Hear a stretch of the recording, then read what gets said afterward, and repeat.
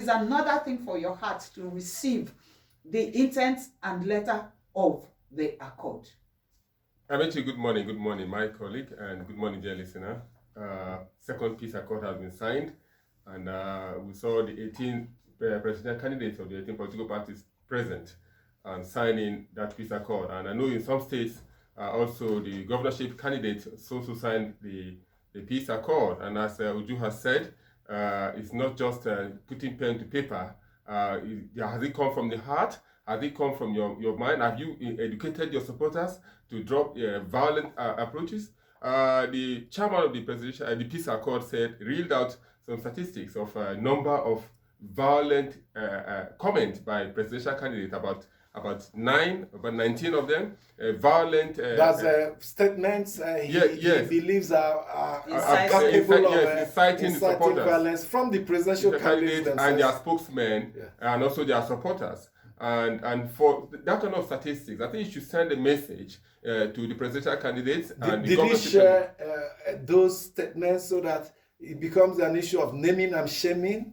Yes, it could be, but names were not mentioned, Amechi. But you and I are in this country, you know likely where those comments came from. You know the police. No, if the peace committee had detailed out these statements, it behoves on them to also publish it.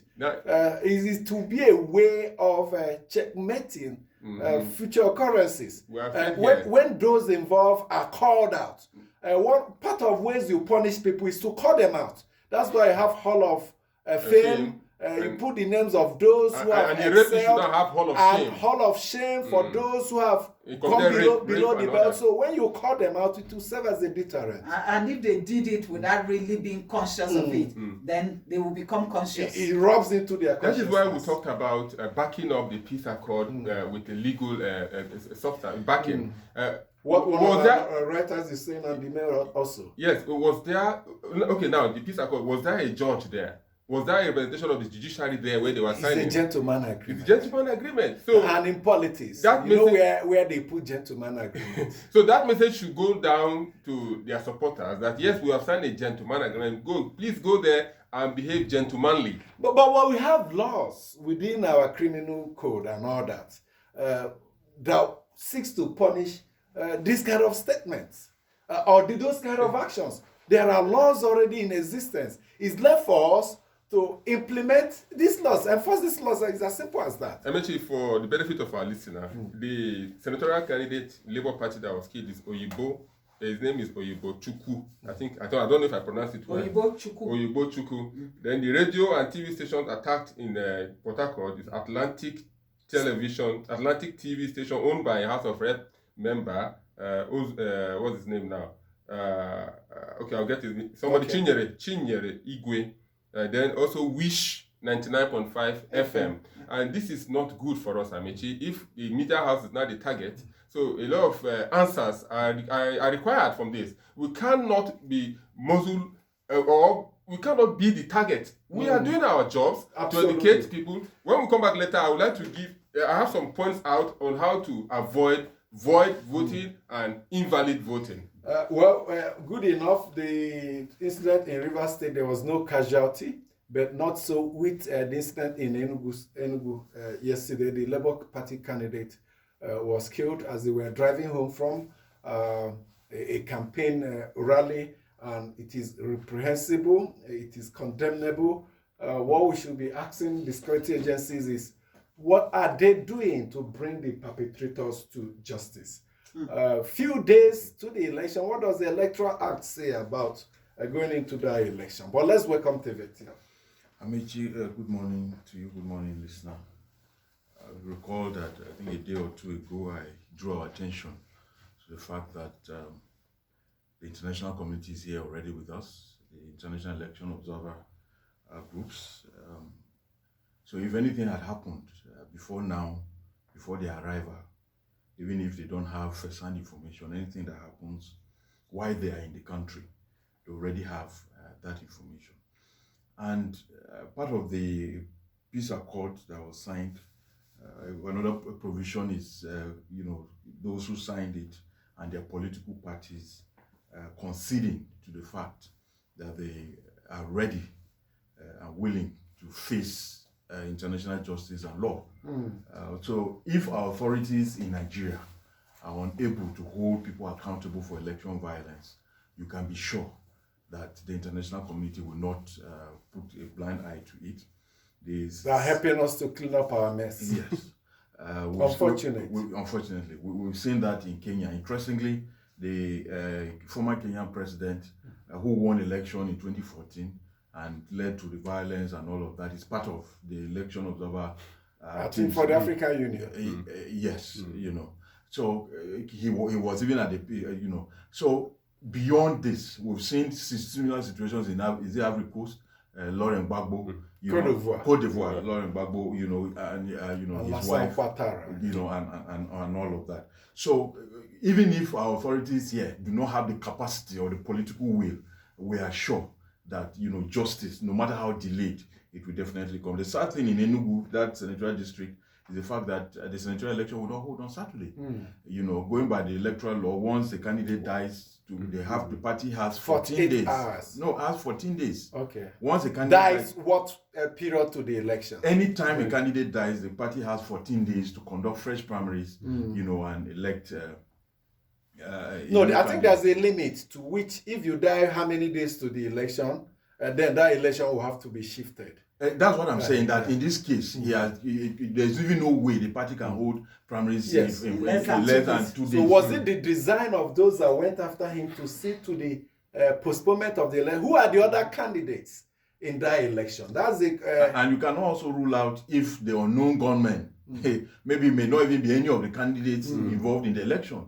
You know, going by what is happening, you know, in the South, I only hope that with the assurances we had from the National Security Council, the directives from the president, you know, the equipment that have been bought for them and all of that, they are ready, you know, to ensure that, you know, we have a violent... And for those who will have the guts, you know, to try, you know, law and order on the day, even before the elections and on the day of the elections, I will not be here discussing human rights when, you know, the security are out there to ensure that this election holds. It must hold.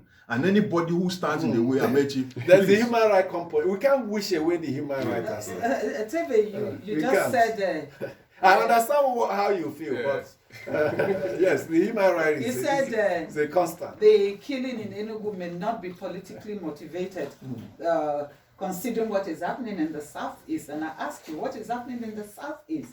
How can you say it may not be politically motivated? No, I don't think that's what he said. What about the attacks on Ikenga Ugochien?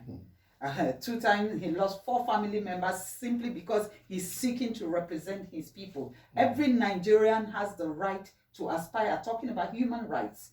It has the right I think what he said was that maybe the unknown gunmen were on their own, you know, without acting any script. Because of accusations. I understand, but the word he uses, going by what is happening in the Southeast, I know that gunmen have been carrying out killings in the Southeast. But you see, it is yet to be proved or ascertained whether they are politically or not politically motivated. That's my point. We were here when the late NAFDAC DG, the husband, was killed. He was not seeking election.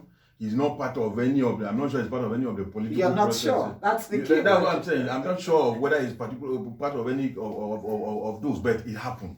And we've seen several others, that have happened as well. That's why I'm saying they may. It's not that I'm saying for sure that it's not politically motivated, but all of those issues must be taken into account. And I think it's enough of not getting justice for some of these deaths. It took a long time, that of Gulag to get the suspects. For Gulag, it appears the suspects were arrested and killed over 4 times.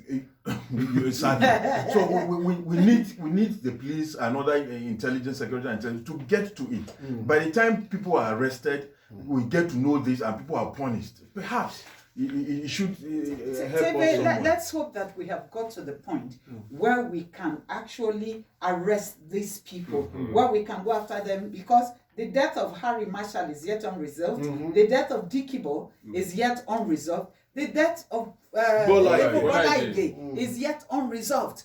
And so the this candidate gives, in Lagos. yes. What was the name Harry again? Marshall? No. No.